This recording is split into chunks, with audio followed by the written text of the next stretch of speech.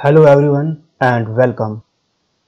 This is part 3 of set theory, and in this part we will discuss on Venn diagram, union of sets, intersection of sets, difference of sets and symmetric difference. So let's begin. सबसे पहले बात करते हैं हम Venn diagram की। Venn diagram क्या करती है कि रिलेशन शो करती है बिटवीन सेट्स, है ना। It shows the relation between sets. Venn diagram consist करता है एक रेक्टेंगल और एक सर्कल। रेक्टेंगल जो है रिप्रेजेंट करता है यूनिवर्सल सेट को, और सर्कल्स देखो एक वेन डायग्राम में एक ही रेक्टेंगल होगा, बट सर्कल्स एक या एक से ज्यादा हो सकते हैं, और सर्कल्स रिप्रेजेंट करेंगे उसके सबसेट्स पे।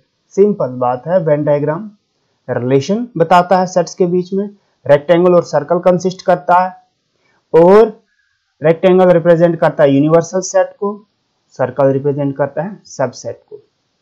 फॉर एग्जांपल एक क्वेश्चन करते हैं हम, यहां से हम सीख जाएंगे। यहां पर एक सेट है ए जो कि इक्वल है किसके, जिसके एलिमेंट्स है 2, 4 एंड 6। सेट बी, इसके एलिमेंट्स है 1, 2, 3, 4, 5, 6, और इन तीन का यूनिवर्सल सेट यू है जो 1 से लेकर 10 तक एलिमेंट्स कंसिस्ट करता है।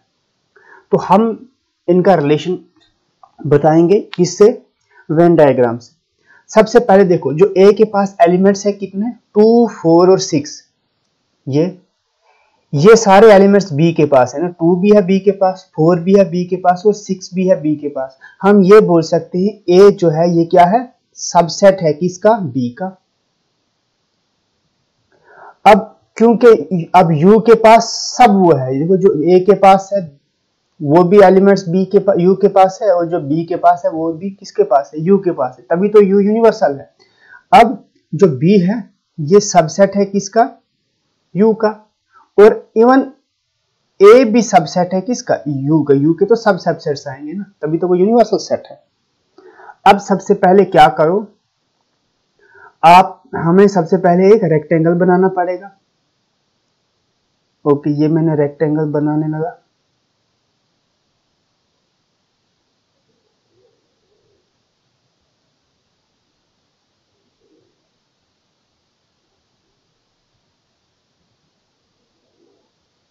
ये आया रेक्टेंगल, ठीक। अब इसमें क्या करना है हमें, सबसे पहले देखो ए लिखूंगा मैं, एक सर्कल बनाऊंगा मैं, ये बनाया मैंने सर्कल। ये कौन सा सर्कल आया, ए, इसका नाम रखेंगे ए। अब इसके पास क्या क्या एलिमेंट है, 2 है, 4 है और 6 है, वो इसके अंदर लिख लो। 2 भी इसके अंदर लिखो, 4 भी इसके अंदर लिखो, और 6 भी इसके अंदर लिखो। क्योंकि ए जो है ये सबसेट है किसका, बी का। इसका मतलब जो ए के पास है वो सब किसके पास है, बी के पास है। इसका मतलब ये इसके बाहर डालो, इसके बाहर आएगा क्या, बी। ए इसके अंदर ही आ रहा है, ये आया हमारा बी, नाम रखो इसका बी। अब बी के पास कौन कौन से एलिमेंट है, 1, 2, 3, 4, 5, 6। 2, 4, 6 तो आया, बाकी क्या बचा, 1 बचा, 3 रह रहा है और 5 रह रहा है। ये सब आए किसके पास, अब बी के पास आए, ये देखो ये भी आया था, 2, 4, 6 भी आया, 1, 2, 3, 4, 5, 6 सब। अब यू है, यू बाहर से आया, ये यू से हम रिप्रेजेंट कर, रेक्टेंगल से रिप्रेजेंट करते हैं यूनिवर्सल सेट। अब उसमें क्या क्या आएगा, 1 से लेकर 10 तक सभी, देखो 1 से लेकर 6 तक तो आए, बाकी जो बचे वो इसके बाहर लिखो। देखो वो बी में नहीं आ रहे हैं ना, बाकी कौन कौन सा, 7 है हमारे पास, फिर 8 है हमारे पास, और 9 है, और 10 है। इस तरीके से आप यूनिवर्सल ये सेट डायग्राम, वेन डायग्राम बना सकते हो। समझ आ रही बात। पहले क्या बनाया, ए, ये आया ए हमारा। ए में कौन से एलिमेंट है, 2, 4 और 6, ये 2, 4 और 6 लगाया हमने। फिर क्योंकि ए सबसेट है बी का, तो फिर ए के बाहर बनाना है हमें बी। अगर सबसेट ये नहीं होता फिर हम इसके बाहर नहीं बना सकते ना, ए उसके अंदर नहीं रख सकते।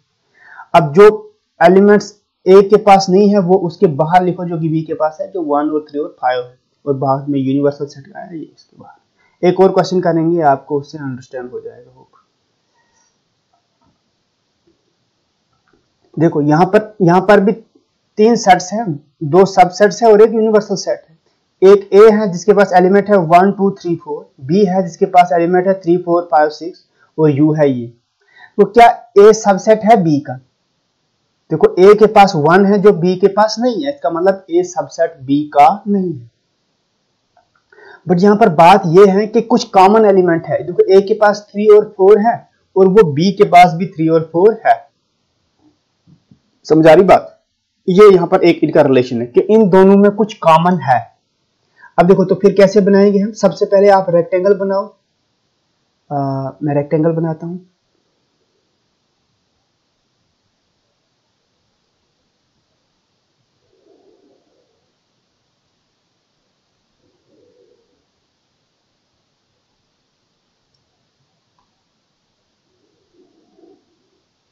ये रेक्टेंगल रहा। ये किसके लिए, ये किसको रिप्रेजेंट करेगा? ये यूनिवर्सल सेट को रिप्रेजेंट करेगा। अब a और b के बीच में इसमें ऐसा रिलेशन है कि कुछ कॉमन है इनके बीच में, लेकिन एक दूसरे के ये सबसेट्स नहीं है। जब कुछ कॉमन हो तो ऐसे लिखो, सपोज ये a है, ऐसे कुछ कॉमन है तो ये इंटरसेक्ट करेंगे ऐसे, और ये रहा क्या? b, इस तरीके से। अब कॉमन क्या है? 3 और 4, ये 3 और 4 जो कॉमन जोन आया ये वाला, इधर लिख लो क्या? 3 और 4 इसमें लिखो जो इन दोनों का कॉमन है। बाकी a के पास की क्या क्या बच गया इसके अलावा कॉमन, जो 1 और 2 वो यहां पर लिख लो 1 और 2, और b के पास इसके अलावा क्या है? 5 और 6, वो यहां पर लिख लो 5 और 6। अब यूनिवर्सल सेट में 1 से लेकर कहां तक है? 7 तक है। 6 तक तो ऑलरेडी आ गई, अब 7 बच रहा है, वो यहां पे लिख लो इन दो के बाहर। इस तरीके से हमें वेन डायग्राम बनाना है। अब हम आगे कुछ क्वेश्चंस करेंगे डिफरेंट, हर एक क्वेश्चन पे हम वेन डायग्राम सीखेंगे। एग्जाम में वेन डायग्राम पे क्वेश्चंस पूछे जाते हैं। चलिए नेक्स्ट स्लाइड पे जाते हैं। अब यूनियन ऑफ सेट्स क्या होता है? सबसे पहले अगर दो सेट्स हमारे पास, एक a है और एक b है, इनका अगर यूनियन निकालना है तो इसका सिंबल होता है क्या? यूनियन का। a ऐसे u और फिर b, वैसे खाली u जैसा होगा ये तो बताता है यूनिवर्सल सेट, बट अगर दो सेट्स के बीच में ये डाला जाएगा इसका मतलब ये यूनियन का सिंबल है। अब यूनियन होता क्या है? Union of sets a and b is a set consisting of all the elements of a and b and common element taken only once। बोल रहा है यूनियन ऑफ सेट्स जो a और b के बीच में है, एक ऐसा सेट बनाओ जिसमें सारे एलिमेंट्स आए जो a के पास भी थे और b के पास भी थे, बट जो उनके कॉमन है वो दो बार नहीं लिखना, एक ही बार लिखना है। जैसे एग्जांपल बताता हूं, यहां पर एक सेट है a, एक सेट है b, हमें a यूनियन b बनाना। देखो a यूनियन b मतलब हमें चाहिए a यूनियन b, तो कैसे बनाएंगे? हम बोलेंगे a union b equals to, पहले ब्रेसेस लगाओ, सारे एलिमेंट्स लिखने हैं जो a के पास भी है और b के पास भी है। पहले सपोज a के सारे लिखो, a के पास क्या है? 2 4 6 8, लिखो 2 4 6 8, फिर इसके वाले लिखो। देखो यहाँ पर क्या है? 6 8 10 12, 6 8 तो पहले ही मैंने लिख लिया है, लिखने की अब दोबारा जरूरत नहीं है फिर, क्योंकि रिपीटेशन अलाउड नहीं होता है। बाकी क्या बच रहा है? 10 और 12, ये लिख लिया मैंने और ये कर दिया मैंने ब्रेसेस बंद। ये आया a यूनियन b, मतलब सारे एलिमेंट्स लिखने a के भी और b के भी, बट रिपीट नहीं करने हैं। जो कॉमन एलिमेंट्स है वो दो बार नहीं लिखने, एक ही बार लिखने। ये है a यूनियन b। सिंबल क्या है? ये इसका सिंबल है। अब अगर इसकी वेन डायग्राम बनानी हो तो कैसे बनाएंगे? तो आप क्या करो, वेन डायग्राम से सबसे पहले क्या बनाना है आपको? सबसे पहले आपको रेक्टेंगल बनाना है। ये बनाया मैंने रेक्टेंगल, तो बनाते हैं।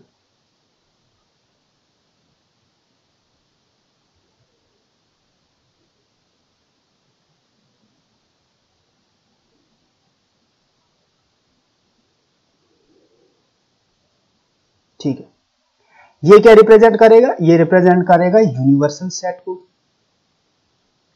अब हमारे पास a और b दो है, इनमें कुछ कॉमन्स भी है। इसमें कॉमन देखो, इसमें कॉमन 6 और 8 है इन दो में, तो मतलब आप ऐसे बनाओ a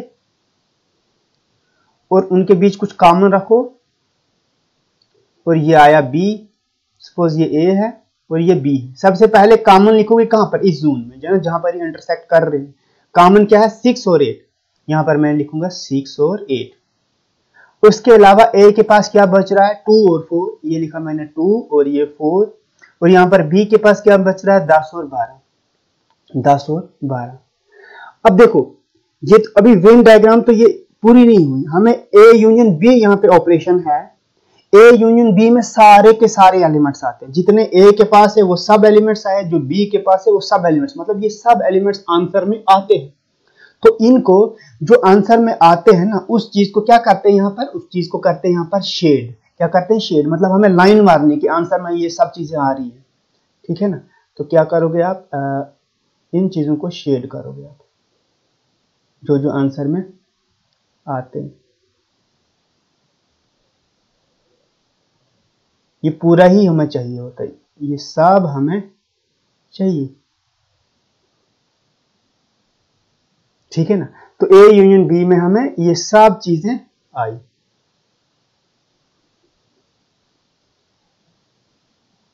ठीक है, जो आंसर में आता है उसको क्या कर देना है, शेड कर देना है।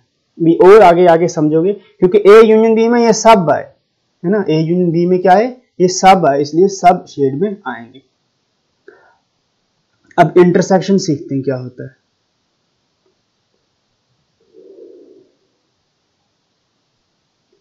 यूनियन में क्या लिखते हैं, सारे एलिमेंट्स, लेकिन इंटरसेक्शन में वैसा नहीं होता। इंटरसेक्शन में क्या करते हैं हम, इंटरसेक्शन में होता है सेट ऑफ कॉमन एलिमेंट्स।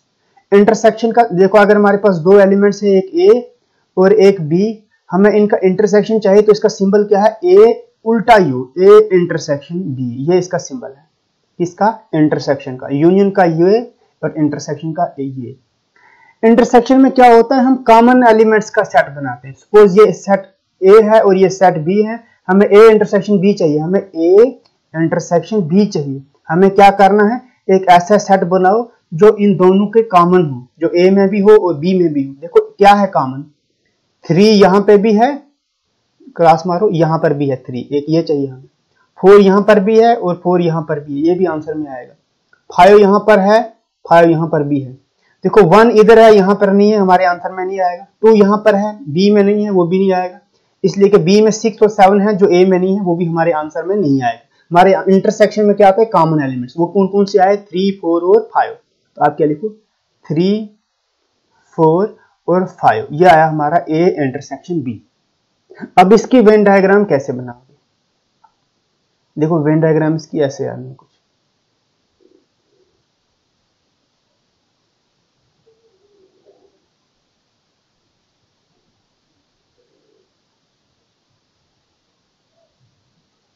देखो रेक्टेंगल तो तुम्हें बनाना ही पड़ेगा, ठीक है, ये बनाना ही बनाना, इसके अंदर ही बाकी सारे ऑपरेशंस करने हैं हमें। अब देखो ए और बी के बीच में कुछ कॉमन एलिमेंट्स है, तो इसका मतलब हम ये ऐसे बनाएंगे, ये एक सर्कल बनाया मैंने और ये मैं दूसरा सर्कल बनाऊंगा। सबसे पहले कॉमन एलिमेंट्स कहां लिखने हैं, इस जोन में लिखने हैं, तो लिख लो कॉमन एलिमेंट्स क्या क्या है, 3, 4 और 5, 3, 4 और 5। उसके अलावा 1 ए के पास ये ए है, so this is set A and this one is set B. और ए के पास उसके अलावा क्या क्या एलिमेंट्स है, एक है 1 और दूसरा है 2, और बी के पास एक्स्ट्रा एलिमेंट क्या है, 6 और 7। लेकिन हमारे आंसर में इस टाइम सिर्फ ये वाले आए, 3 और 4 और 5, मतलब सिर्फ कॉमन जोन आया। इसका मतलब इस समय जो शेडिंग करनी है हमें, वो सिर्फ और सिर्फ कौन सी करनी है, कॉमन जोन वाली करनी है, ठीक है ना। इस टाइम जो शेड करेंगे हम सिर्फ और सिर्फ कॉमन वाले करेंगे। तो कॉमन वाले कौन से, ये वाला पोर्शन है, बाकी को छेड़ने का नहीं। इस वेन डायग्राम से अगर हमें ऑपरेशन पता करना होगा, डायरेक्ट हमें दिख रहा है कि भाई शेडेड पोर्शन कौन सा है, ये वाला हमारा आंसर है, ये शेड कॉमन वाला पोर्शन। तो कॉमन वाला पोर्शन क्या मतलब, इंटरसेक्शन है, ए और बी का इंटरसेक्शन। आपको एग्जाम में से देख के, वेन डायग्राम को देख के बोलना है कौन सा ऑपरेशन हुआ है।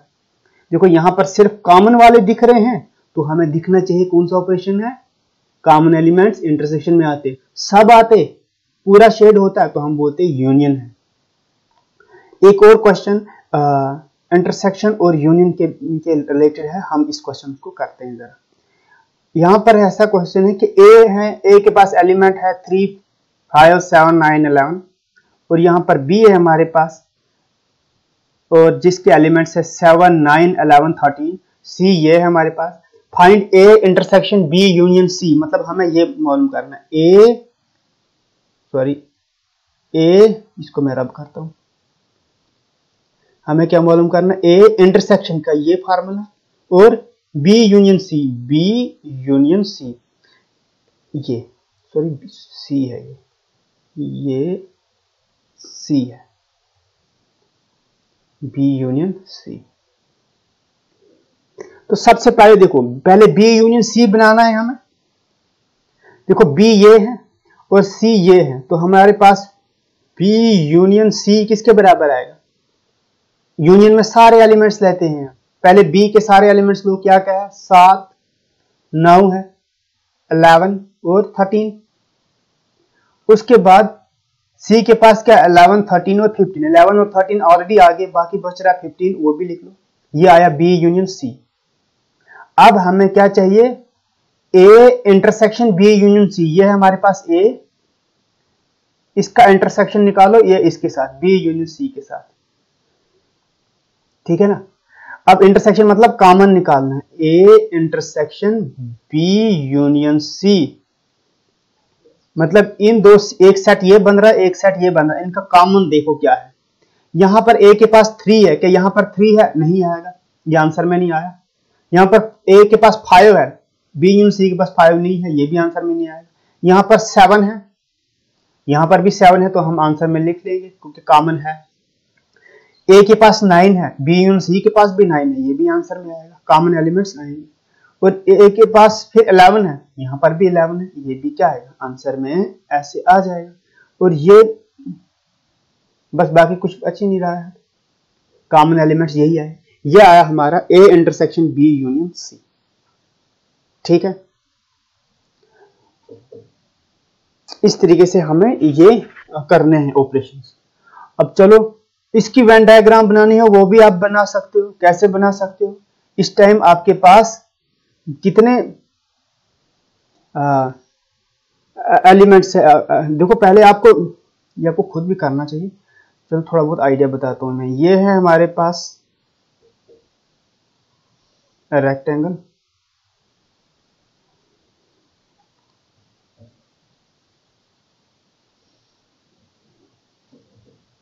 ठीक, कोशिश करूंगा मैं इसको समझाने की। सबसे पहले देखो, पहले बी और सी, ए और सी के बीच में कुछ कॉमन है, हाँ है, और ये सबकी कॉमन है, थोड़ा थोड़ा कुछ ना कुछ कॉमन है।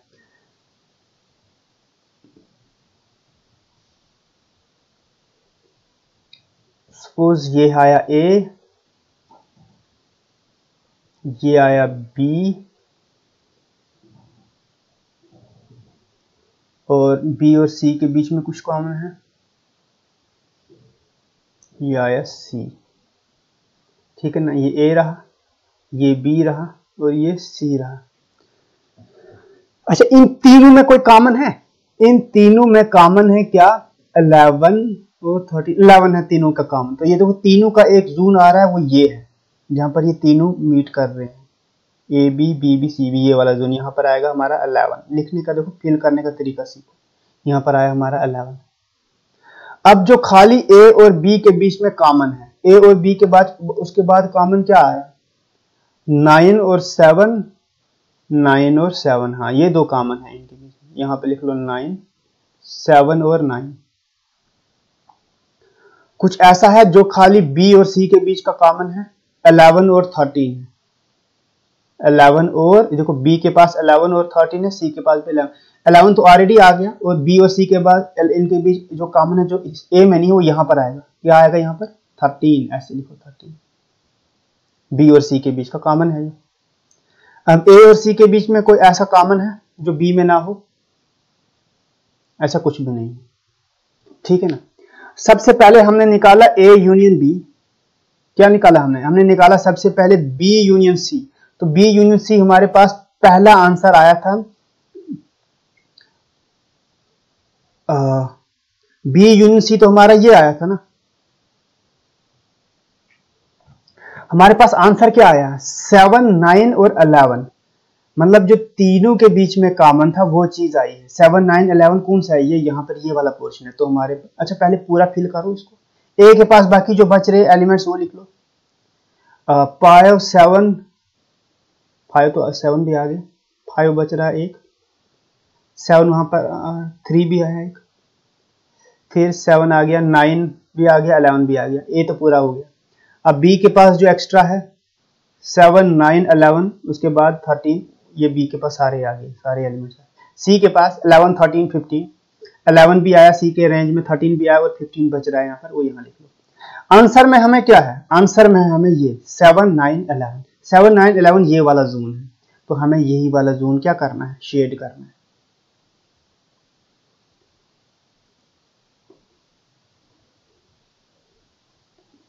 ये वाला जोन हम शेड करते हैं जो हमारे आंसर में आया। जो आंसर आ रहा है उतने सारे पोर्शन को क्या करना है, शेड करना है। अब चलिए नेक्स्ट देखते हैं, नेक्स्ट स्लाइड।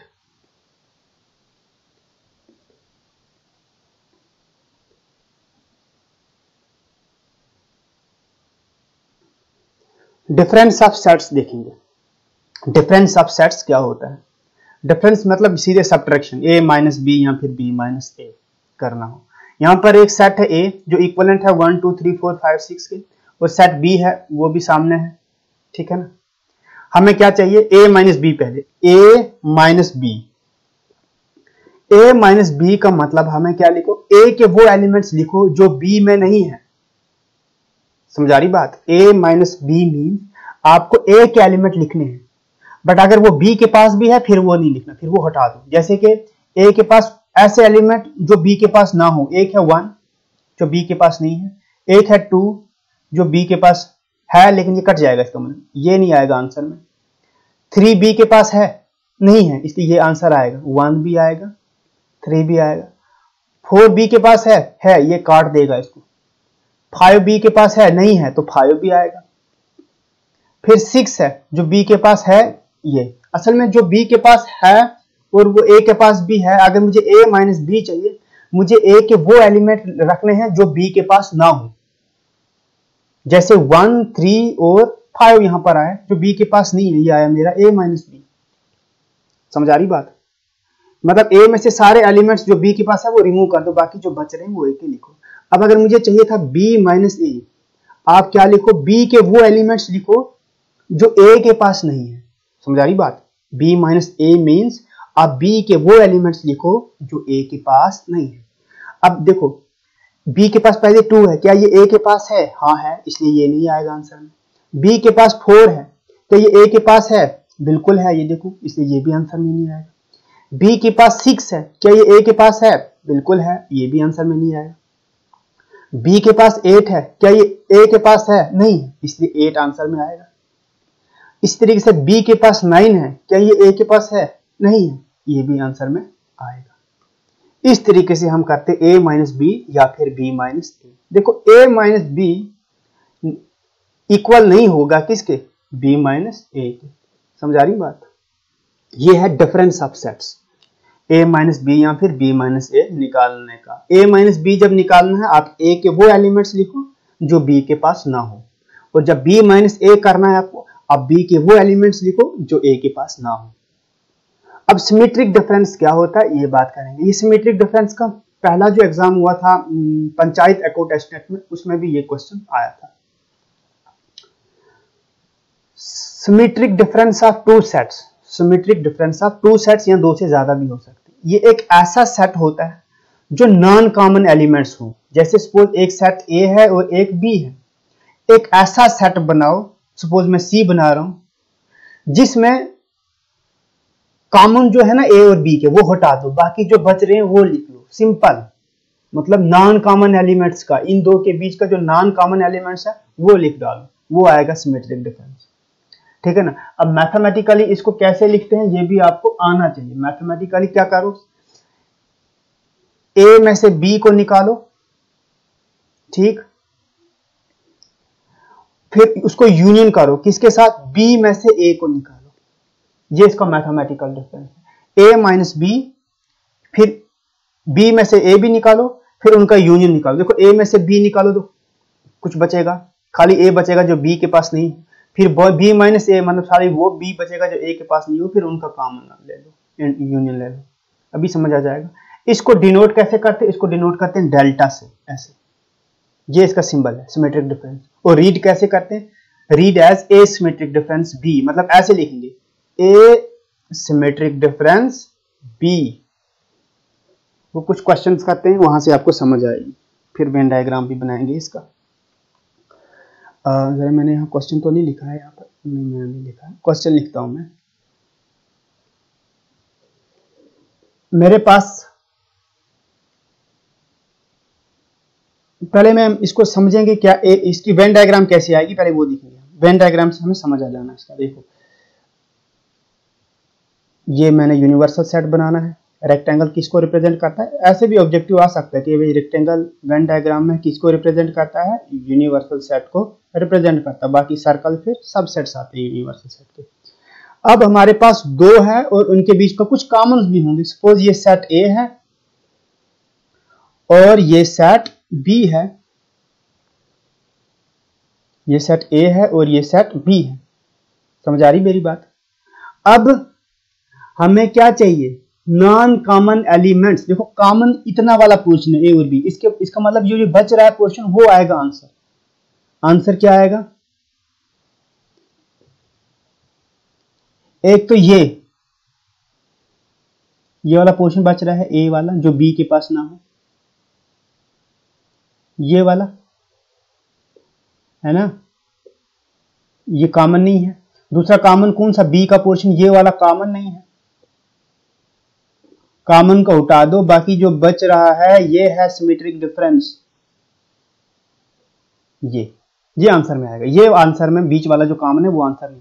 ये अगर देखा जाए ये वाला पोर्शन कौन सा, ये असल में देखा जाए ये a माइनस बी है।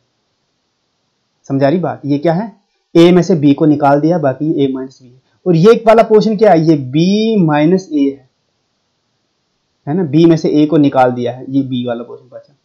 अब फिर आंसर में हमने लिखा ए बी, जो ए ये वाला पोर्शन और ये वाला पोर्शन आंसर है। तो अगर देखो ध्यान से तो ये आंसर में क्या आया, ए माइनस बी और